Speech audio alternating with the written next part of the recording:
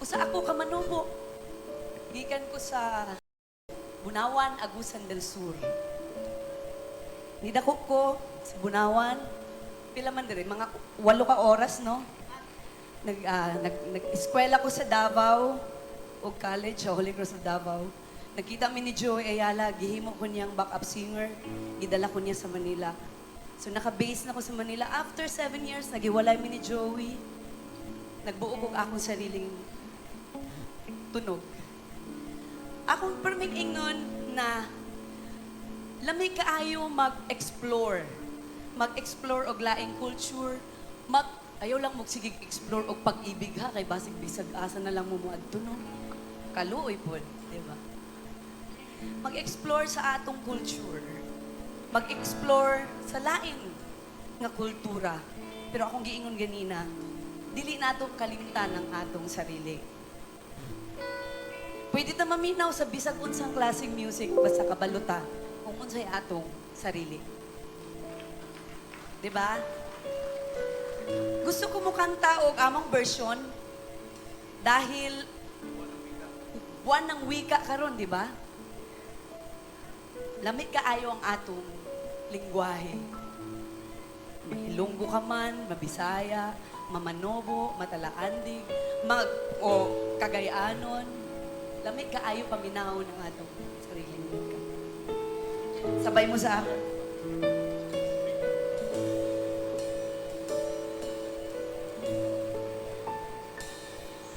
Ako'y isang Pinoy sa puso't diwa, Pinoy na isinilang sa ating bansa. Ako'y hindi sanay sa wikang mga banyaga. Ako'y Pinoy na mayroong sariling wika.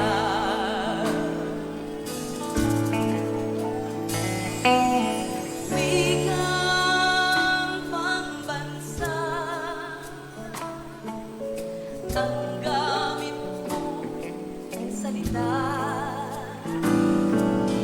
Bayan kong sinilangan, hangad ko'y lagi ang kalayaan. Sikat si Rizal, nooy nagwika, siya ay nagpangaral sa ating bansa. Ang hindi raw magmahal sa sariling wika ay higit pa ang amoy sa mabahong isla. Wikang pambansa. Kamo, kanta-tatanan!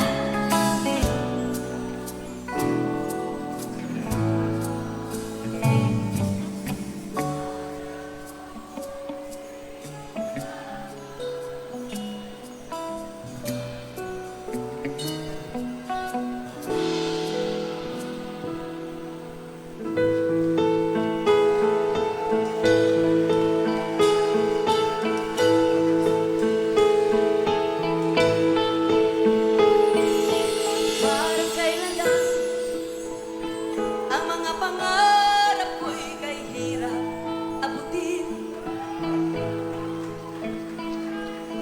Dahil sa inyo, napunta ako sa aking nais marating. Nais ko kayong pasalamatan kahit malamang isang awitin. Parang kailan lang halos ako ay magpalimos sa lansangan. Dahil sa inyo, ang aking tiyan at ang bulsa'y nagkalaman. Dahil dito'y ibig ko kayong ituring na matalik kong kaibigan. Tatanda at lilibas din ako